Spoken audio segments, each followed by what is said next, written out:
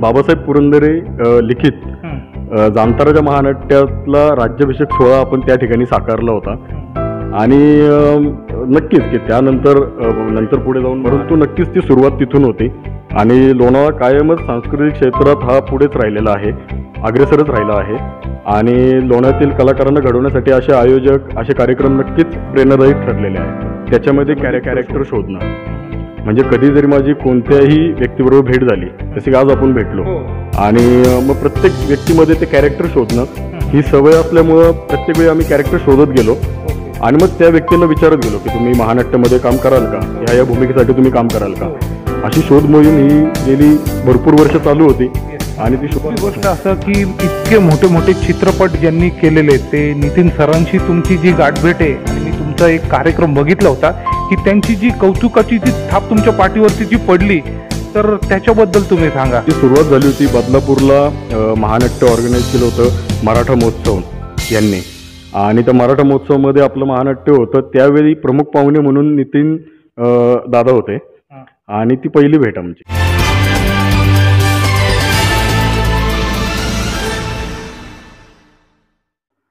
नमस्कार, तुमचं स्वागत करत आहे मी वृत्तांत प्रसारकमध्ये. आज माझ्यासोबत आहेत प्रवीण देशमुख. तुम्ही सध्या बघितलं असेल की लालबागचा राजा याचा प्रथम सोहळा जो पार पडला त्याचं पूर्ण त्यांचं दिग्दर्शन ते त्यांनीच केलेलं आहे. आपण आज त्यांच्याशीच बोलणार आहोत. तर प्रवीण, तुमचं स्वागत आहे आपल्या चॅनलमध्ये. धन्यवाद. तुमचं देखील मनापासून आभार की तुम्ही मला वृत्तांत प्रसारक ह्या चॅनलवर तुम्ही मला बोलावलं, त्याबद्दल तुमचे मनापासून धन्यवाद.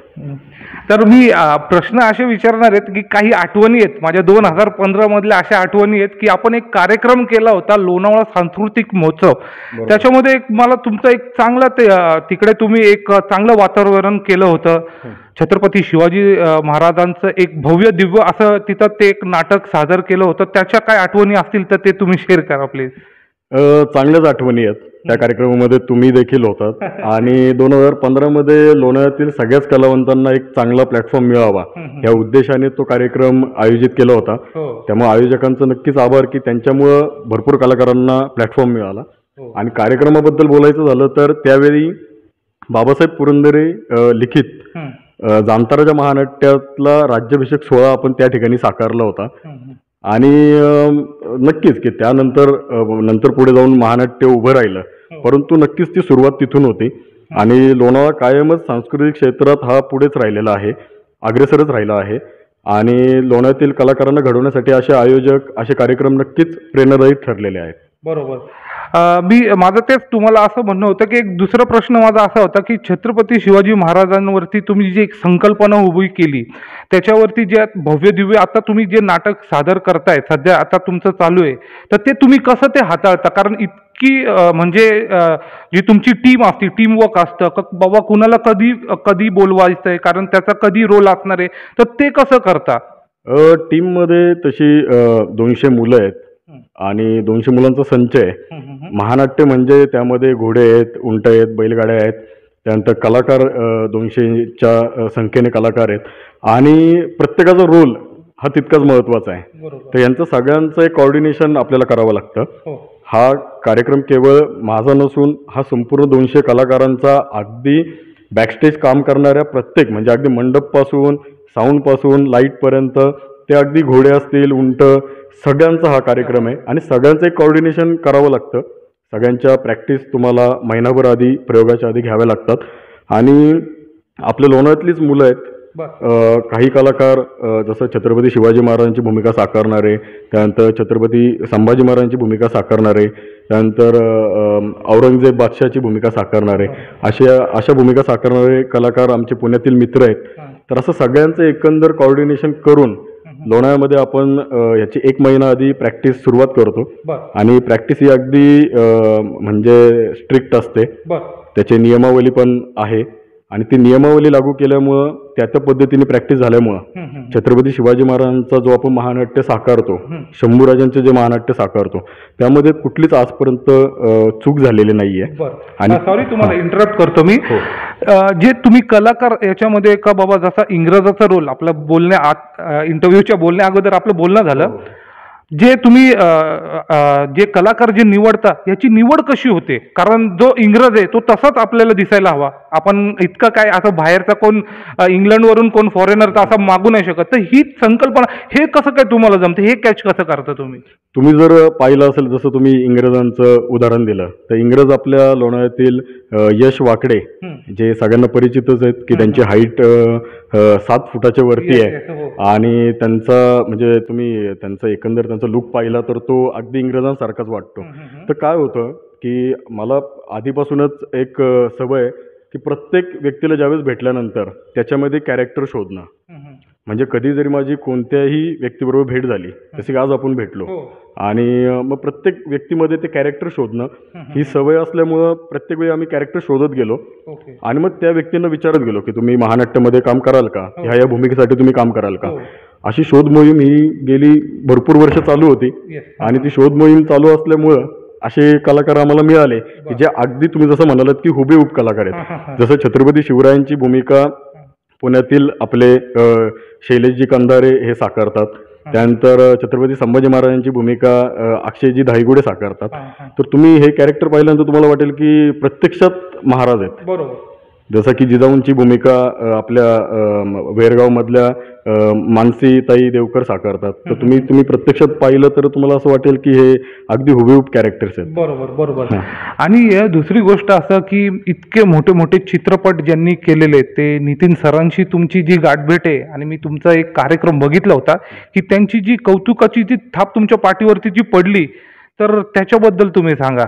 आता तुम्ही जो तो व्हिडिओ पाहिला की दादांनी माझ्या पाठीवर कौतुकाची थाप दिली, तो तर अगदी नंतरचा आहे.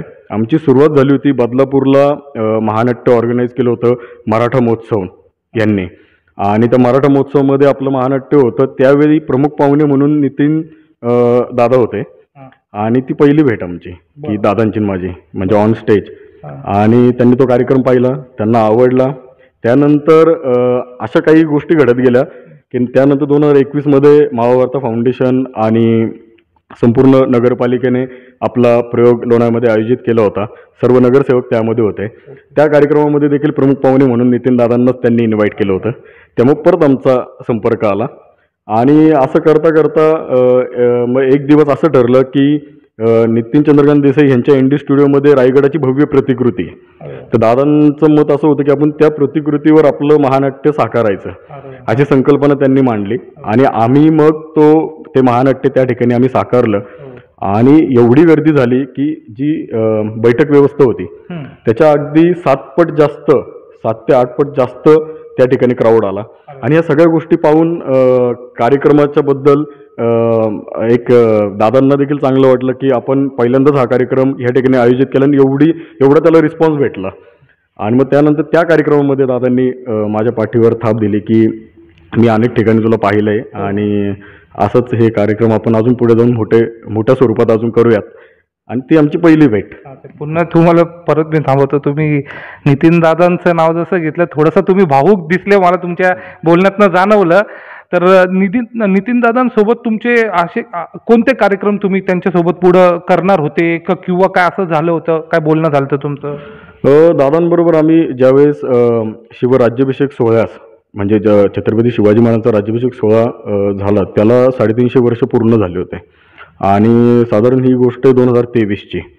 आणि त्यावेळी आम्ही रायगडावर साधारण 1 जून ते 6 जूनच्या दरम्यान आम्ही 6 प्रयोग करणार होतो रायगडाच्या पायथ्याला. आणि रायगडावर आम्ही प्रत्यक्ष ज्या ठिकाणी छत्रपती शिवाजी महाराजांचा राज्याभिषेक झाला त्या ठिकाणी देखील आम्ही एक 10 मिनिटाचं छोटं म्हणजे संपूर्ण राजे बसलेले सिंहासनावर, त्यांचा अष्टप्रधान समोर बसलेलं आहे, असं एक भव्य कार्यक्रम त्या ठिकाणी देखील आम्ही करणार होतो. सलग 6 दिवस 1 जून ते 6 जून म्हणजे राज्याभिषेक दिनापर्यंत. परंतु काही तांत्रिक अडचणीमुळे, कारण की गर्दी जास्त होते आणि त्या गर्दीमध्ये हा कार्यक्रम कसा बसवायचा, महानाट्य कसं त्या ठिकाणी अरेंज होणार, बाकीचे पण विधी असतात, बाकी सगळ्या गोष्टी असतात, त्या तांत्रिक अडचणीमुळे गव्हर्नमेंटकडनं होणारा तो कार्यक्रम ऐनवेळी रद्द झाला. पण त्यानंतर असं झालं की कार्यक्रम ऐनवेळी रद्द झाला. ही गोष्ट मला 23 मेला कळाली की 1 तारखेचा कार्यक्रम रद्द झालाय. आणि आम्ही त्या ठिकाणी संपूर्ण सगळे कलाकारांच्या म्हणजे साधारण त्यावेळी आमचे 150-200 कलाकार होते. त्या कलाकारांची राहण्याची व्यवस्था रायगडाच्या पायथ्याला केली होती.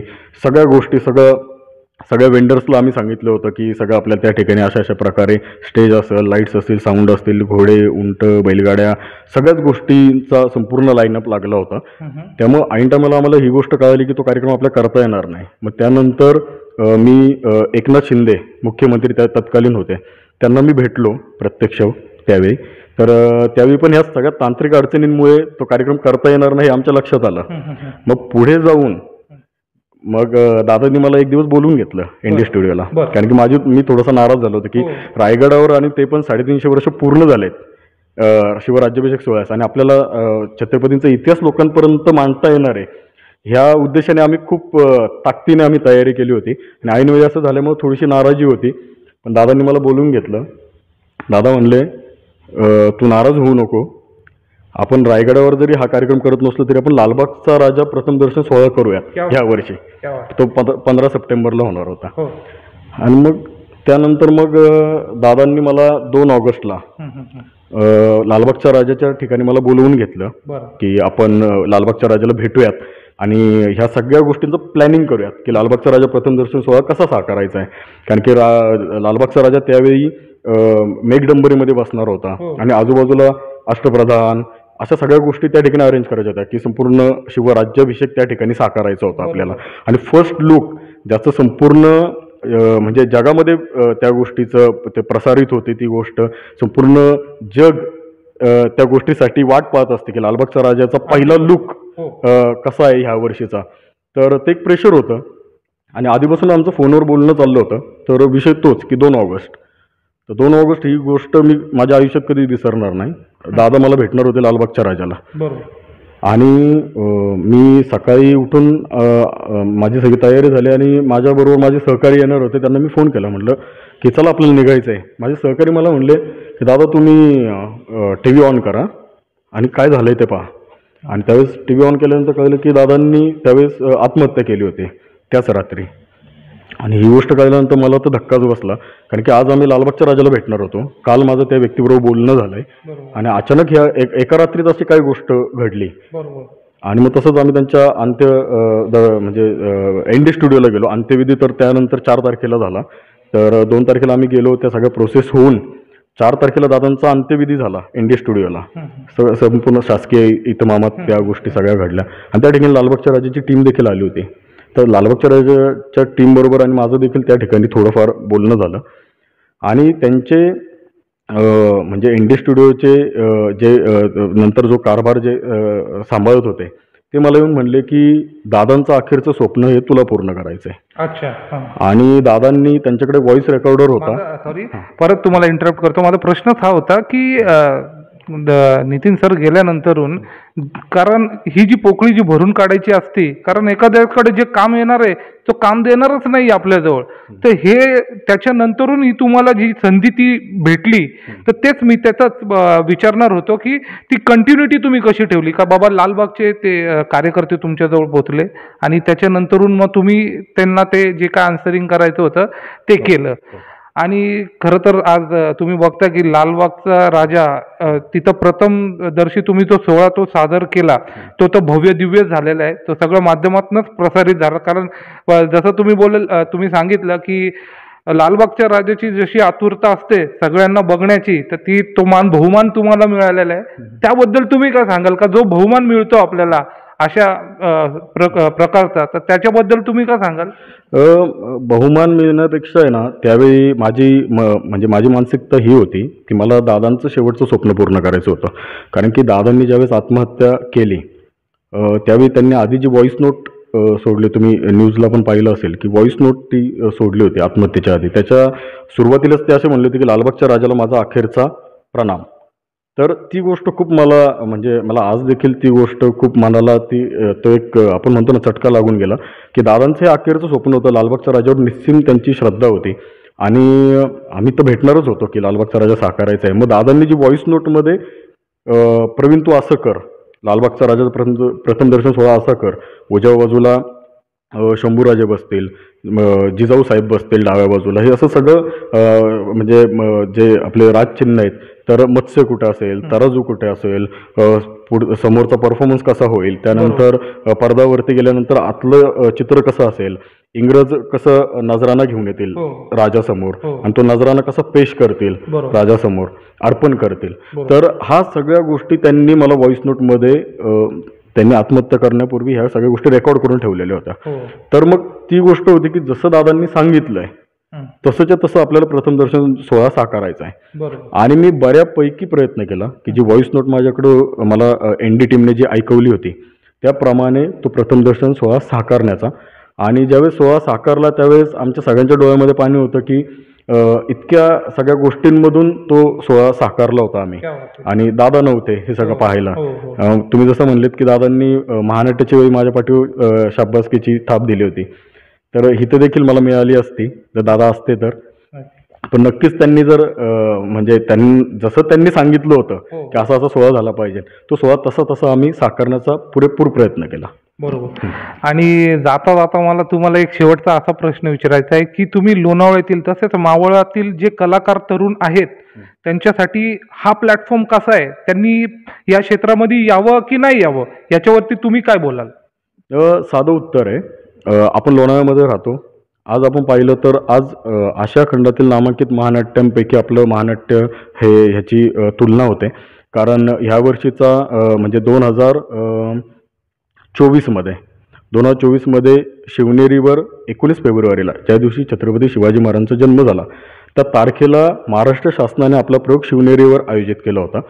तर सांगण्यामागचं गणित हेच की आपण लोणावळ्यामध्ये राहतो, आपल्याला वाटतं की आपलं लोणावळा फक्त टुरिस्ट पॉईंटच आहे, परंतु आपलं सांस्कृतिक क्षेत्रामध्ये देखील चांगलं योगदान देणारी माणसं आहेत आपल्या लोणावळ्यामध्ये. पण आपलं कुठेतरी त्यांना प्लॅटफॉर्म देण्याची गरज आहे. जसं मी म्हटलं की आज आपल्या ग्रुपमध्ये 200 मुलं आहेत, तर 200 कलाकार हे आपल्या लोणावळ्यातलेच आहेत. काही निवडक कलाकार पुण्यामधले आहेत, परंतु केवळ मुंबई किंवा पुण्यामध्येच अशा गोष्टी उभ्या राहतात, ही गोष्ट चुकीची आहे. तुम्हाला लोणावळ्यामध्ये देखील अपॉर्च्युनिटी आहे, आमच्या ग्रुपमध्ये देखील तुम्ही जॉईन होऊ शकता. तुम्हाला जर नृत्याची आवड असेल तर इथं नृत्य करायला देखील तुम्हाला मिळणार आहे. तुम्हाला हॉर्स रायडिंगची आवड असेल तर तुम्हाला या ठिकाणी हॉर्स रायडिंग देखील करायला मिळणार आहे. तुम्हाला अभिनयाची आवड असेल तर तुम्हाला अभिनय देखील करायला मिळणार आहे. तुम्हाला लाठीकाठीची आवड असेल तुम्हाला लाठीकाठी खेळायला मिळणार आहे. महिला असतील त्यांना जर मंगळागौर हे जे खेळ असतात त्याचे खेळ देखील आपल्या संपूर्ण महानाट्यामध्ये ह्या सगळ्या गोष्टी येतात. त्यामुळे कलाकारांना एकंदरीत हा आपल्याला महानाट्य करताना सगळे सणच बघायला मिळतात असं म्हणायचंय तुम्हाला? हो, सगळे सण आणि प्रत्येक वयोगटातला व्यक्तीला महानाट्यामध्ये संधी आहे आणि प्रत्येक आवडीनिवडीनुसार तुम्ही महानाट्यामध्ये येऊ शकता. त्यामुळे नक्कीच आपल्या लोणावळ्यातील किंवा मावळातील कलाकारांना माझं एकच सांगणं आहे की ह्या क्षेत्रात नक्कीच यश आहे. आज आम्ही गेली 2009 पासून ज्यावेळी आमच्या शिवदुर्ग मित्र या संस्थेने लोणावळ्यामध्ये जांतराचं महानाट्य आणलं होतं, त्यामध्ये आम्ही काम केलं आणि नंतर जाऊन ही शिवशंभू शौर्यगाथा ही महानाट्याची निर्मिती झाली. तर सांगण्यामागचं गणित हेच की 2009 पासून आम्ही या क्षेत्रात आहोत. आजपर्यंत आम्ही हा ग्राफ हा पुढेच गेलेला आहे की जसं की मी तुम्हाला म्हटलं की 2009 साली जांतराजामध्ये होतो आम्ही, त्यानंतर 2011मध्ये आम्ही झी मराठीचा मराठी पाऊल पडते पुढे या रियालिटी शोमध्ये आम्ही फायनलिस्ट होतो. त्यानंतर 2017ला हे महानाट्य आम्ही लॉन्च केलं आणि त्याचे सातत्याने संपूर्ण महाराष्ट्रभर प्रयोग झाले. त्यानंतर जसं तुम्हाला मी सांगितलं की 2023ला लालबागचा राजा प्रथम दर्शन सोहळा साकारला. त्याच्यानंतर 2024ला शिवनेरीवर महाराष्ट्र शासनाने हा कार्यक्रम ठेवला. तर तो ग्राफ पुढेच गेलेला आहे. त्यामुळं असं नाही की कला क्षेत्रात तुम्हाला सातत्य ठेवणं गरजेचं आहे. धरसोड केली आपण की मग ह्या क्षेत्रामध्ये थोडीशी अडचण येण्याची शक्यता आहे, पण आपण ती गोष्ट धरून ठेवली, सातत्य ठेवलं तर नक्की यश आहे. ओके. तर हे होते आपल्यासोबत प्रवीण देशमुख. आपण अशीच पुढे त्यांच्यासोबत चर्चा नेहमी चालूच ठेवूया. तत्पूर्वी मी थांबतो. धन्यवाद.